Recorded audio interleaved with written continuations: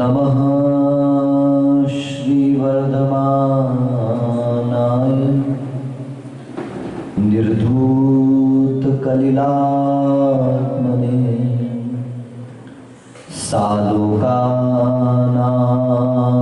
त्रिलोकानां यद्विद्यादर्पणायते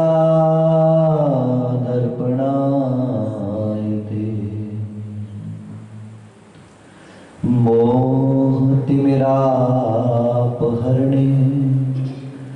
दर्शनलाभावाप्तसंज्ञाने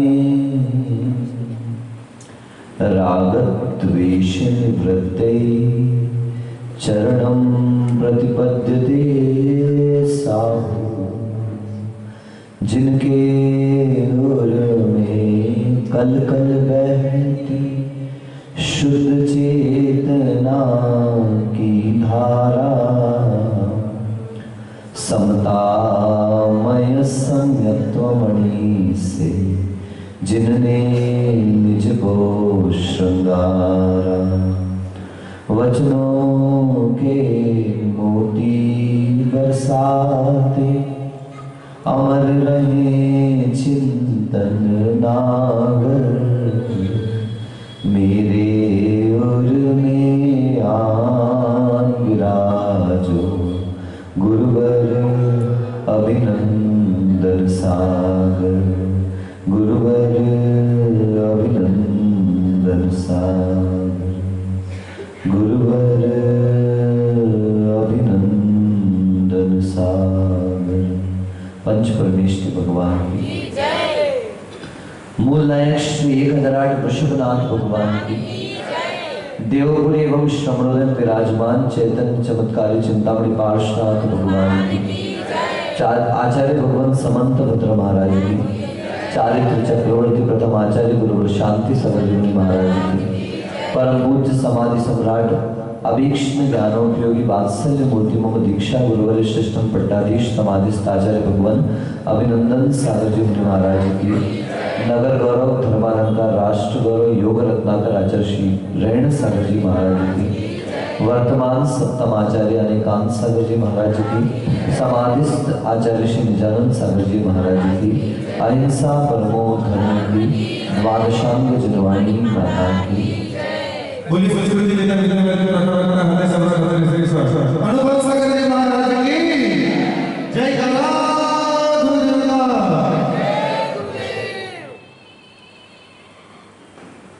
दग्धम दग्धम त्यजति न पुनः कांचनम दिव्यवर्णम घृष्टम घृष्टम त्यजति न पुनश्चंदनम चारुगंधम खंडम खंडम त्यजति न पुनः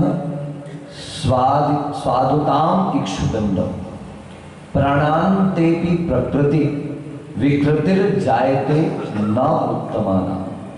ऐसा एक नीति वाक्य बहुत वर्षों पहले गुरु महाराज के मुख से सुना था कि कितना भी जला दो, कितना भी अग्नि में तपा दो, वो सोना कभी जलता नहीं, बल्कि जितना तपाया जाता है वो सुवर्ण अपने रंग आदि के साथ और निखर कर दुनिया के सामने आ जाता है।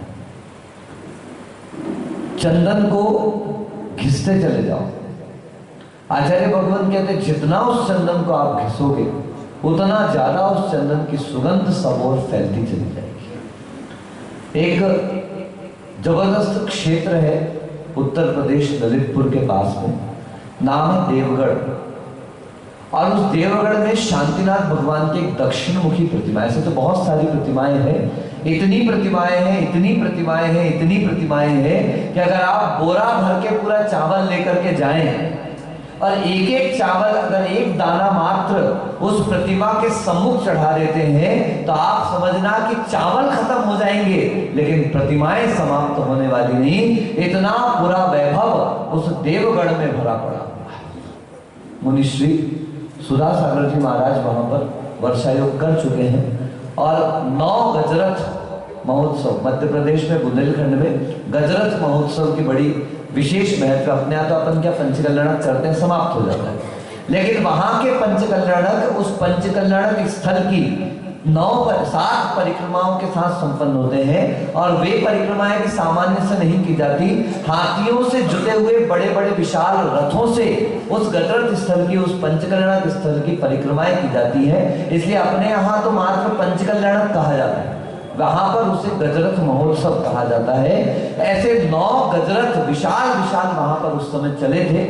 महाराज जी बताते थे कि भाई जब हम आहार करने के बाद वहां जो नदी बहती है, विशाल नदी, हमने उस नदी को मुनि अवस्था में पैदल पार किया, घुटने घुटने तक पानी था और आधा किलोमीटर तक उस नदी में चले हैं, जो नदियां पूरी मगरमच्छों से भरी पड़ी हुई थी। क्या पता कौन सी शक्ति थी, कैसा आचर्षी का आशीर्वाद था कि उस नदी को हम लोग ऐसे ही सुबह, और वो भी ठंड, आप विश्वास नहीं करेंगे कि जनवरी की शुरुआती ठंड में हम उस पानी में आधे आधे घुटने तक की उस नदी को पार करके आए। प्रति समय भय था क्योंकि मगरमच्छ से भरी नदी थी। मेन रोड से जाते हैं तो 150 किलोमीटर पड़ता है, लेकिन उस रास्ते से जाने पर 35 किलोमीटर में हम पार करके वहां से निकल गए थे। तो वो देवगढ़ में महाराज जी बताते थे कि हम नदी के किनारे जाते थे, जंगलों में जाते थे, तो किसी भी पत्थर पर पैर रखते थे तो ऐसा लगता था झटका लगा, और जब उस पत्थरों को आदमियों से पलटवा देते तो जिनेंद्र भगवान की प्रतिमा निकलती थी। ऐसी 24 साबुत 24 वहां पर मौजूद है, विशाल विशाल प्राचीन प्रतिमाएं, और खंडित प्रतिमाओं की संख्या भी हम नहीं गिन सकते कि कितनी है। ऐसा विशाल वो देवगढ़ क्षेत्र है। वहां पर दक्षिण मुखी एक शांतिनाथ भगवान का जिनालय है। कई वैज्ञानिक रिसर्च कर चुके, कई शोधकर्ता आए, लेकिन आज तक वे ढूंढ नहीं पाए कि चंदन रखा कहां पर। उस मंदिर से हजारों वर्षों से आज तक चंदन की खुशबू दिन रात आती है, लेकिन आज तक कोई भी उस चंदन को ढूंढ नहीं पाया। ये शांतिनाथ भगवान के उस जिनालय का अतिशय आज भी विद्यमान। तो दृष्टम दृष्टम तजति न पुनः चंदनम चारुगंधम, कि चंदन को कितना भी घिसा जाए लेकिन चंदन अपनी गंध को खोता नहीं है। खंडम खंडम तजति न पुनः स्वादुताम इक्षुदंडम, इक्षुदंडम, गन्ने के पोर को कितने भी टुकड़े कर लो, कितना भी उस गन्ने को क्या कर दिया जाए, मसल दिया जाए, उसको पेर दिया जाए, लेकिन वह अपने मीठेपन को नहीं खोता। यहां तक कि वो छिलका भी मुंह में रखोगे तो क्या होगा, आपको मीठापन लगने लगेगा। ऐसे ही प्राणों का अंत भी क्यों ना आ जाए, लेकिन उत्तम पुरुषों की, महापुरुषों की, ज्ञानी पुरुषों की, धर्मात्मा पुरुषों की प्रकृति कभी विकृति में परिवर्तित नहीं होती। जैसा उनका स्वभाव है वे अपने स्वभाव को कभी भी छोड़ते नहीं। बंधु, रत्न करंडक शावकाचार्य ग्रंथ उसी स्वभाव तक पहुंचने का एक माध्यम है, जिसमें हमने प्रथम अधिकार में सम्यक दर्शन और द्वितीय छोटे से अधिकार में सम्यक ज्ञान के माध्यम से जाना कि श्रद्धा हमें कहां तक पहुंचा सकती है। आपको कल नहीं परसों कहा था कि अगर पंखों पर विश्वास नहीं तो परिंदा क्या, अगर चरणों पर विश्वास नहीं तो चरिंदा क्या। आदमी श्वास से नहीं विश्वास से जिंदा है, अगर खुद पर विश्वास नहीं तो वो जिंदा है। ऐसे सम्यक दर्शन और सम्यक ज्ञान, जिसे right faith and right knowledge कहा जाता है, अगर ये प्राप्त भी हो गया तो याद रखना, कल आपसे कहा था, आंखों से नींद का खुल जाना यानी उठ जाना, ये सम्यक दर्शन है। उठ करके अपन सबसे पहले क्या करते हैं, अपनी आंखों को मीलते हैं, आंखों के कीचड़ वगैरह को साफ करते हैं। ये आंखों का मीलना सम्यक ज्ञान कहलाता है। और ये दोनों कार्य कर लिए, बिस्तर पर बैठे हो, कहीं नहीं पहुंचने वाले। गुरु महाराज कहते हैं जो सो रहा था वो उठ जाए, जो उठ गया है वो उठकर बैठ जाए, जो उठकर बैठ गया है आंखों को तैयार कर लो। आंखें तैयार हो चुकी हो तो पैर जमीन पर धर दो, अगर पैर जमीन पर धर दिया तो खड़े हो जाओ, अगर खड़े हो गए हो तो चलना प्रारंभ कर दो, और चल रहे हो तो सही दिशा में चलना प्रारंभ कर दो। इसे आचार्य समंत भक्त सम्यक चारित्र कहते हैं। विश्वास हो जाए, ज्ञान हो जाए। डॉक्टर के पास गए, डॉक्टर साहब बहुत खांसी सर्दी हो रही है, अश्विन तुम ध्यान से सुन लेना, बहुत खांसी हो रही है, बहुत खांसी हो रही है। सबने दवाई बता दी, किसी ने बता दिया मुलेठी खा लो, किसी ने बता दिया ये खा लो, किसी ने वो बता दिया, मैंने भी 2-4 दवाई बता दी। पर बात बता भाई, सच में क्या मेरे दवाई बता देने से, तुझे मुझ पर विश्वास हो जाने से, या तेरे को दवाई का नॉलेज हो जाने से दवाई फायदा करेगी क्या? 3 काल में संभव नहीं। क्यों नहीं संभव? खाई तो है ही नहीं। जब तक दवाई का सेवन ही नहीं करोगे वो औषधि किसी काम की नहीं। बहुत विश्वास है डॉक्टर पर, बहुत विश्वास है दवाई पर। दवाई को कैसे लेना है, किस तरीके से लेना है, 1 चम्मच लेना है, इसके साथ लेना है, ऐसा करना है, पर लो तो भैया। अगर लोगे ही नहीं तो उस श्रद्धा और विश्वास और ज्ञान का कोई लाभ हमारे पास नहीं है। आचार्य भगवत समंत भद्रदेव कह रहे हैं ज्ञान चारित्र अधिकार की पहली गाथा में, मोह तिमिराप हरणे, बोलिए, दर्शन लाभात अवाप्त संज्ञाने राग द्वेष निवृत्त्यै चरणम प्रतिपद्यते साहू। बहुत अच्छा। आखिरी शब्द क्या आया नरेंद्र भाई? साहू शब्द। क्या शब्द आया? साहू मतलब साधु। अब प्रश्न उठता है, महाराज जी आप ग्रंथ तो पढ़ा रहे हो, श्रावकाचार, श्रावकों को कैसा आचरण करना, यहाँ पे साधु बीच में से कहां से टपक पड़े? तो आचार्य भगवंत कहते हैं सुनो, पहले अच्छा वाला माल दिखाओ। कैसा माल दिखाओ? अपनी दुकान में जो बेस्ट माल है, ग्राहक अच्छा दिख गया तो उसे बेहतर से बेहतर माल दिखाओ। अब ज्यादा किचकिच करता दिखता है तो फिर उसको निम्न माल दिखाओ। इसलिए हमारा भी काम क्या है, हम आपको पहले अच्छा माल दिखाएंगे और श्रेष्ठ माल तो यही है कि साधु पने को धारण करो, श्रवण मार्ग पर चलो, मोक्ष मार्ग पर चलो। अगर इसके बाद हमें लगता है कि आने वाले ग्राहक का सामर्थ्य नहीं है, वो कहता महाराज जी अभी तो कैसे करूंगा, तो चल भैया एक काम कर, प्रतिमाओं के व्रत धारण कर ले, अच्छा सदगृहस्थ सद्श्रावक बन जा। अगर वो कहता है महाराज ये भी नहीं कर पाता, तो उससे कहा जाएगा भैया कम से कम जैनों के मूल सिद्धांत है क्या, बोलो ना, रात्रि भोजन का त्याग, पानी छान करके पीना, देव दर्शन करना। और अगर इतने को भी तैयार नहीं होता तो उससे कह देना चुल्लू भर पानी ले। और राजू भाई ऐसी बात करते हो, डूबने और मरने की बात साधु के पास भी आके करोगे तो फिर जाओगे कहां? हमारे गुरु भगवंत कहते हैं सुनो, अगर इतना भी सामर्थ्य नहीं है तो चुल्लू पर पानी लो, सुबह सुबह मुंह धो और यहाँ महाराजों के पास चले आओ। भले ही त्याग नहीं करोगे मगर त्याग की बात सुनना प्रारंभ कर दोगे। अगर आचार्य भगवंत की ये बात समझ गए कि त्याग की बात में रुचि हो गई, बोलो क्या कहा, तो त्याग नहीं भी कर पाए। अभी नैना जी क्या कह रहे थे मंगलाचरण में, आप भले धोखे से खड़े हो गए, आप भले बिना तैयारी के आ गए। अच्छा तैयारी करके आए थे, बहुत अच्छी बात है। ऐसी तैयारी तो मोक्ष मार्ग में चाहिए साहब। वो जो भावनाएं व्यक्ति की वो सुनो, हे भगवान, बोलो अच्छे से बोलो, सामने ही बैठे हैं, बोलो हे भगवान, जैसा आपका अतीत था वैसा मेरा वर्तमान हो जाए। अगर बोलो आपके अतीत जैसा मेरा वर्तमान हो गया तो आपके वर्तमान जैसा मेरा भविष्य होने में देर लगने वाली। कितनी सुंदर बात है। आप समझिए तो मुझे प्रवचन की आवश्यकता नहीं, जो भजन आपने गा दिया अगर उस भजन को खुद भज लोगे, लेकिन भजन शब्द ही है, भजना क्या कहते तो है, सुनाते तो है, लेकिन अपने अंदर लाना बहुत डिफिकल्ट बात है। मैं बांसवाड़ा में तो एक सज्जन ने भजन गा दिया, किस दिन ये पापी मन पावन होगा, पापों से बचता ये जीवन होगा।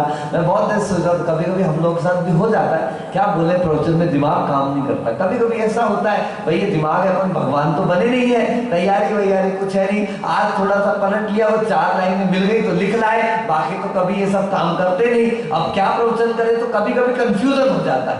लेकिन आप लोग मंगलाचरण करते तो सावधान, क्योंकि आपका मंगलाचरण साधु को प्रवचन करने का भी एक लिंक दे जाता है। तो आप अपने मंगलाचरण को भी ऐसा बढ़िया पौष्टिक मंगलाचरण करो। कैसा करो? भोजन करते तो कैसा करते हैं? भूसा नहीं महाराज, पौष्टिक करते हैं, तो ऐसी मंगलाचरण भी पौष्टिक करो। अगर ऐसे शब्द आते हैं तो उससे भी बहुत सारे विषय अच्छे सुंदर सुंदर मिलते हैं। तो उन्होंने कहा दिया किस दिन ये पापी मन पावन होगा, मैंने कहा बस आप क को जा कर दो। क्या कर दो? बोलो ना, जैन धर्म बहुत हल्का धर्म है, ज्यादा मेहनत नहीं करनी है आपको। देखो इंग्लिश में एक शब्द है स्माइल, बोलो SMILE, बोलो। अरे बोलते जाया करो, मेरी दाढ़ दुख रही है, सांस देते जाओ, आधा मैं बोलूं आधा तुम बोलो। बोलो स्माइल की स्पेलिंग क्या हुई? SMILE। देखो मैं शब्द के अर्थ बता रहा हूं एक एक के। S को करिए स्पीक, बोलो। M से बना more, in less energy, speak more in less energy.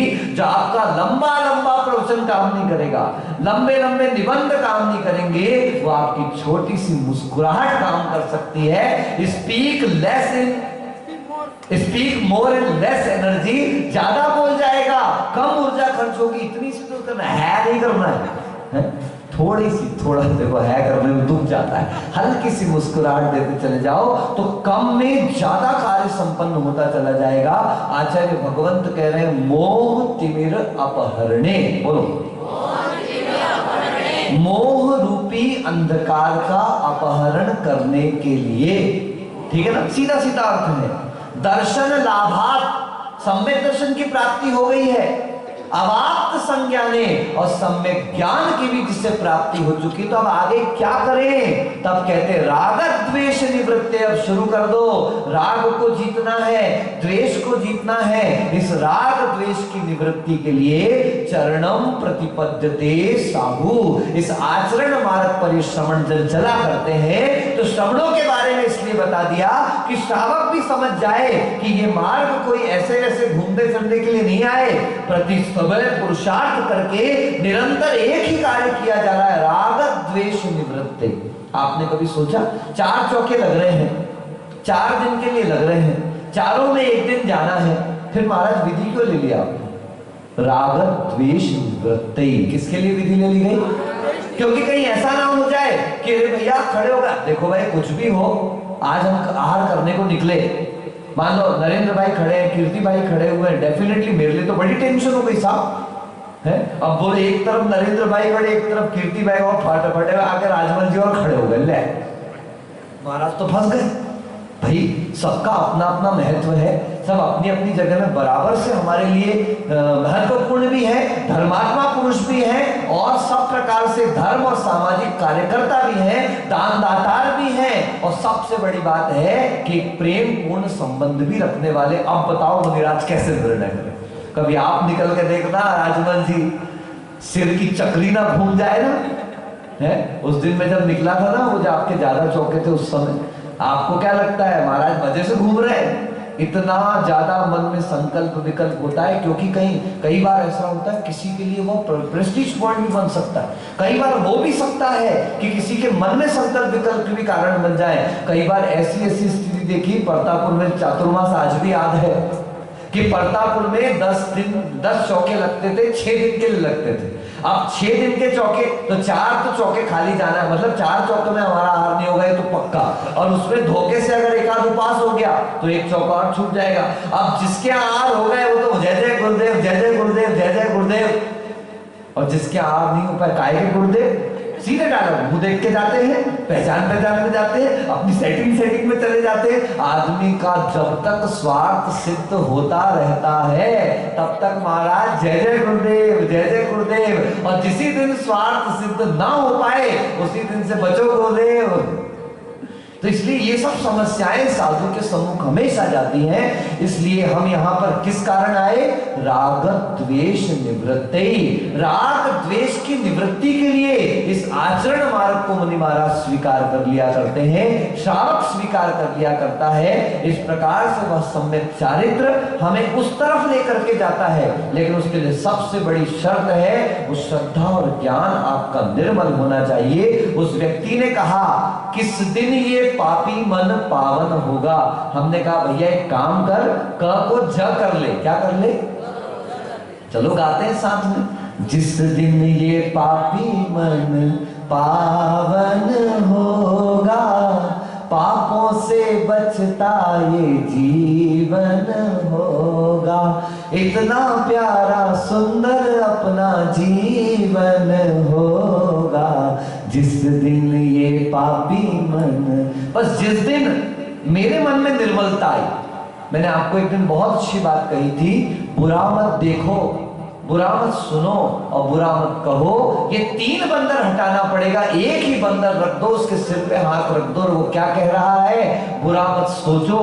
यानी जिसके मन निर्मल हो गया, जिसका बुरा सोचना बंद हो गया, अगर वो धोखे से बुरा देख भी जाए, अगर वो धोखे से बुरा कह भी जाए, अगर वो धोखे से बुरा सुन भी जाए, तो भी उस व्यक्ति का बुरा होने वाला नहीं है। तत्वार सूत्र में उमा स्वामी महाराज कहते हैं, तीव्र मंद ज्ञाता ज्ञात भावाधिकरण वीर्य विशेषे व्यस्त विशेष। 6वें अध्याय का सूत्र है कि तीव्र परिणाम है और मंद परिणाम है। तो तीव्र परिणाम वाले को कर्म का बंध ज्यादा होगा और मंद परिणाम वाले को कर्म का बंध सामान्य होगा।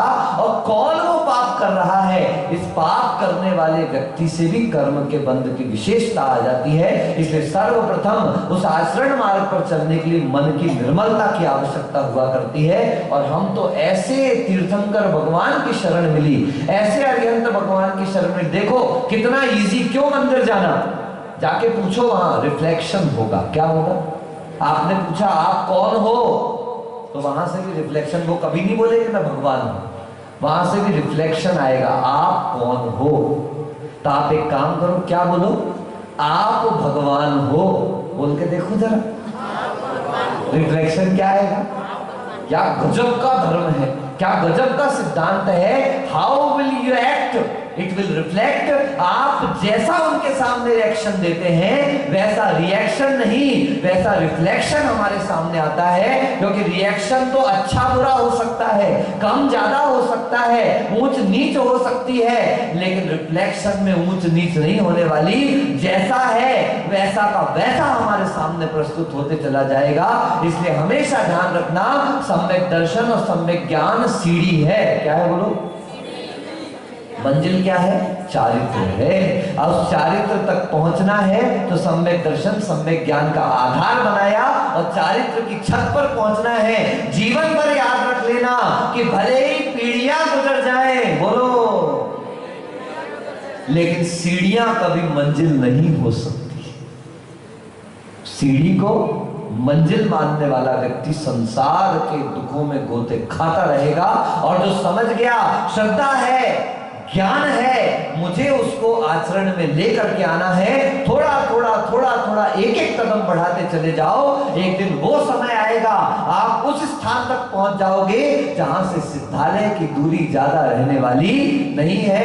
गुरु के प्रसाद से, गुरु के दया से, गुरु की कृपा से, याद रखना, प्रसाद गुरु का, प्रसाद प्रभु का और प्रयास किसका। नहीं महाराज आप तो आशीर्वाद दे दो, हम एग्जाम में पास हो जाएंगे।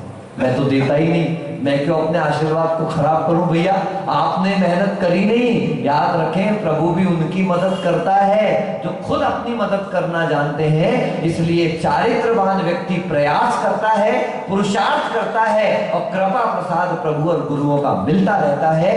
ऐसे मोह रूपी अंधकार का नाश करने के लिए सम्यक दर्शन की उत्पत्ति, सम्यक ज्ञान की उत्पत्ति होने के बाद वह राग द्वेष की निवृत्ति के लिए इस मोक्ष मार्ग पर चलता है, चारित्र मार्ग पर चलता है। हतम ज्ञानम क्रियाहीनम सूत्र है कि जिसके पास ज्ञान तो है लेकिन वह व्यक्ति क्रिया से हीन है, ऐसे व्यक्ति का ज्ञान कभी भी कार्यकारी होने वाला नहीं है। तो हम अल्प करें, थोड़ा करें, लघु लघु करें, लेकिन करते हुए भी करते अवश्य चलें। कैसे, थोड़ा थोड़ा व्रत का पालन करने वाला व्यक्ति आज जितना चल जाएगा। मुझे यहां से कॉलोनी तक जाना है, अभी आए उस दिन हम भिलुड़ा से वापस, तो बहुत तेज धूप निकली हुई थी। हमने कहा भाई, सब लोगों ने कहा महाराज बहुत तेज धूप निकली। मैंने कहा ऐसा करते हैं, अपन 1-2 किलोमीटर चलते हैं धूप में, अगर धूप ठीक हुई तो ठीक है, नहीं हुई तो किसी पेड़ के नीचे बैठ जाएंगे। और देखिए हम लोग चले, जेठाना तक पहुंचे और पानी ऐसा गिरा कि आराम से ठंडे ठंडे में यहाँ पर आ गए। अगर हाथ पर हाथ धरे बैठे रह जाते तो समय पर यहाँ पर पहुंचने वाले नहीं थे। आप समय पर पहुंचना चाहते हैं, सुरक्षित पहुंचना चाहते हैं, तो अपने कदमों को थोड़ी थोड़ी गति देना प्रारंभ कर दें। आचरण की यह गति हमें एक दिन निर्वाण का अधिकारी अवश्य बनाएगी। इन्हीं भावनाओं के साथ कि हमें भी वह आत्मा का निर्विकल्प निर्मल सुख बने। मन निर्मल हो तो वचन वचन और काया भी निर्मल होगी, और मन वचन काया की निर्मलता आचरण मार्ग की ओर लेकर के जाए। इन्हीं भावनाओं के साथ बोले गुरुवर आचार्य अभिनंदन सागर जी मुनि महाराज जी की। बोलिए आचार्य श्री अनुभव सागर जी महाराज